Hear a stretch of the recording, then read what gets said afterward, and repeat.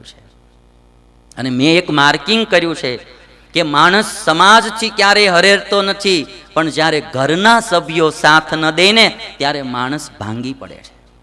જ્યારે નજીકના માણસો, ઘરના માણસો એને સપોર્ટ ન આપે, એને હૂંફ ન આપે, એને બળ ન આપે, ભાવ પ્રેમ ન આપે, ત્યારે માણસ ભાંગી પડે. અને સૌથી નજીકનું કોઈ પાત્ર તમારા સંસારમાં હોય તો એ પતિ પત્ની છે. ભૂલ થાય માણસથી, ક્યારેક ધંધામાં નુકસાની જાય, ખોટ આવે, કંઈ બી દેણું થયું હોય, એ સમયે પત્નીઓએ પતિને સાથ દેવો. તમે મૂંઝાતા નહીં, હું તમારી સાથે છું. જરૂર એક દિવસ સારા પાછા આવશે, એમાં બીવાનું ન હોય. ઘરનું તમે ટેન્શન લેતા નહીં, હું ગમે એ રીતે મજૂરી કરીને ઘર ચલાવી લઈશ, તમે તમારા ધંધામાં ધ્યાન દો. જો આવી થોડીક હૂંફ પત્ની તરફથી મળે ને તો એનો પતિ બેઠો થઈ જાય. ભાઈ બેઠો. આજે સમાજને આ હૂંફની જરૂર છે. સીતાએ રામને દીધી એટલી તો દેવાની જરૂર નથી. હા, એની 25% હૂંફ પત્નીની પતિને મળે ને તો આત્મઘાતો ઓછી થઈ જાય. આટલી હૂંફ તો કોણ દઈએ? સીતાએ જે હૂંફ આપી એટલી કોણ આપે?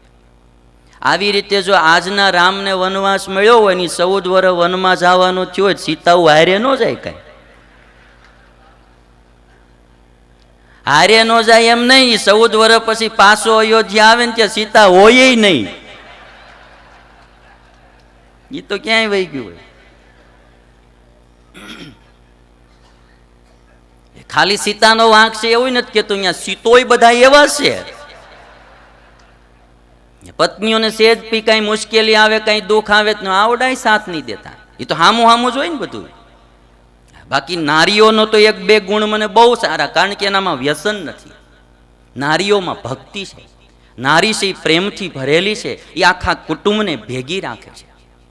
એ એનું સમર્પણ, એનું આખું ભક્તિમય જીવન, નિર્વ્યસની જીવન, એ આ સ્ત્રી શક્તિની બહુ મોટી દેન છે. પણ આવો સાથ નહીં દેતા. એક પતિ એના પત્નીને વારે વારે કીધા કરતો હતો કે તારામાં મને બહુ હેત છે, તારા સિવાય મને આ દુનિયામાં કંઈ ગમતું જ નથી, તું જ મારી આખી દુનિયા છે. અને આ પાછા જે બોલવા મળે ને ત્યારે હું બોલે કંઈ નક્કી નહીં. હું તો સાદું એટલે બહુ મારે ઝાઝુ બોલાય નહીં, પણ એમ બધું બોલ્યા છે. એટલે એની પત્ની કે તો પછી તમે મારી વિના ન રહી શકો? નાય, કે તારા વિના હું જીવી જ ન શકું.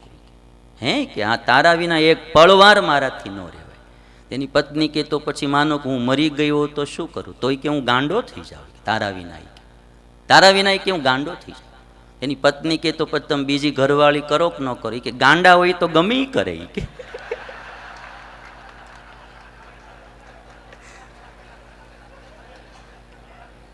કે ગાંડા તો ગમે ઈ કરે. એટલે સીતાઓ સાથ નથી દેતી એમ નહીં, અહીંયા રામે ક્યાં સાથ દે? આજના આ થોડુંક શીખ્યા જેવું છે. સુખ દુઃખમાં માણસોએ સાથ દેવો જોઈએ. હાવ સ્વાર્થી ન થવું, હાવ સ્વાર્થી ન થવું ભાઈ. નકરું આપણે બીજા પાસે. જો તમે એક વાત યાદ રાખી લેજો, રાગમાં અને પ્રેમમાં જમીન આસમાનનો ફરક છે. રાગમાં, વાસનામાં અને પ્રેમમાં, ભાવમાં જમીન આસમાનનો ફરક છે.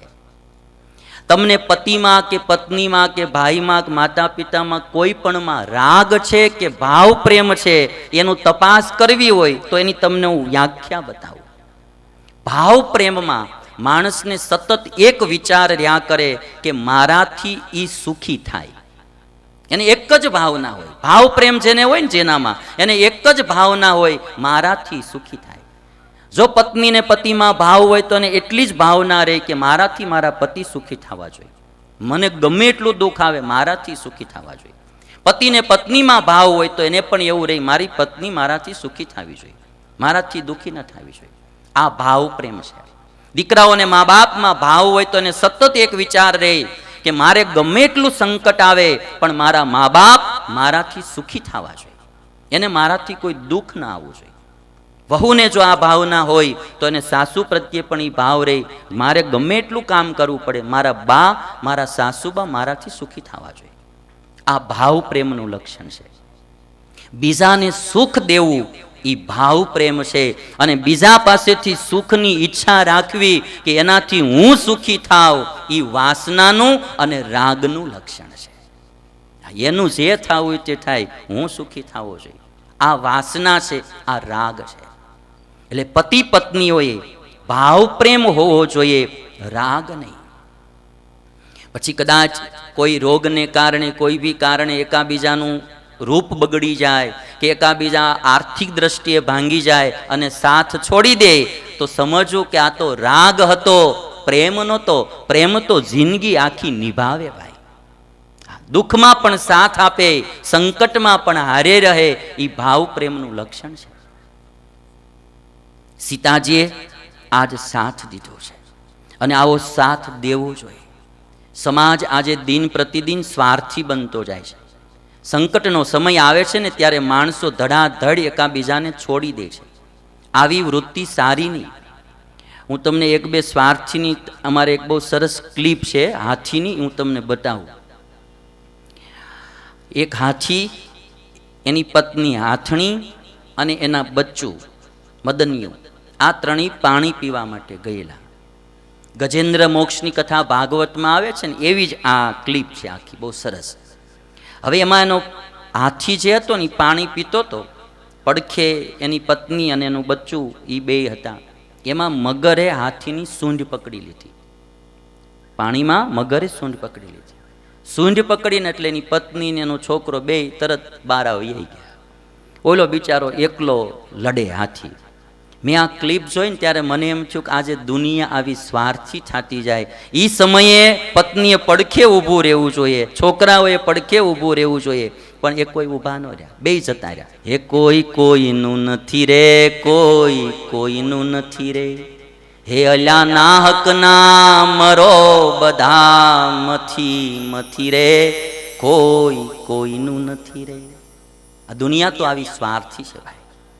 એટલે કોઈ સ્મશાનમાં બહાર બહુ સરસ સૂત્ર લખ્યું હતું કે તેરી મંજિલ તો યહી થી, બસ ગુજર ગઈ જિંદગી યહાં આતે આતે. સ્મશાનની બહાર આ સૂત્ર લખ્યું હતું કે તારી અંતિમ મંજિલ તો આ સ્મશાન જ હતું, પણ તારી જિંદગી અહીંયા આવતા આવતા વ્યતીત થઈ ગઈ.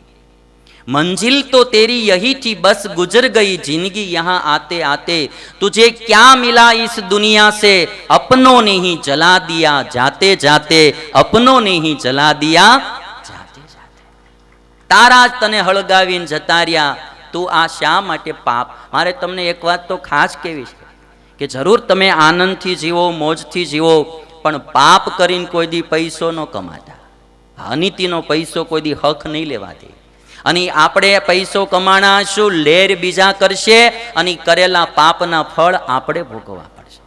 આ દુનિયા સ્વાર્થી છે, અહીંયા કોઈ કોઈનું કોઈ નથી. આપણે એકલા આવ્યા છીએ આ દુનિયામાં અને એકલું જ જવાનું છે. હારે કાંઈ લાવ્યા નથી ને હારે કાંઈ લઈને જવાનું નથી. હા, અમારે ભલે ટકાર્યા તોય 4 નાળિયેર તો અમારી વાહે કોક બાંધશે.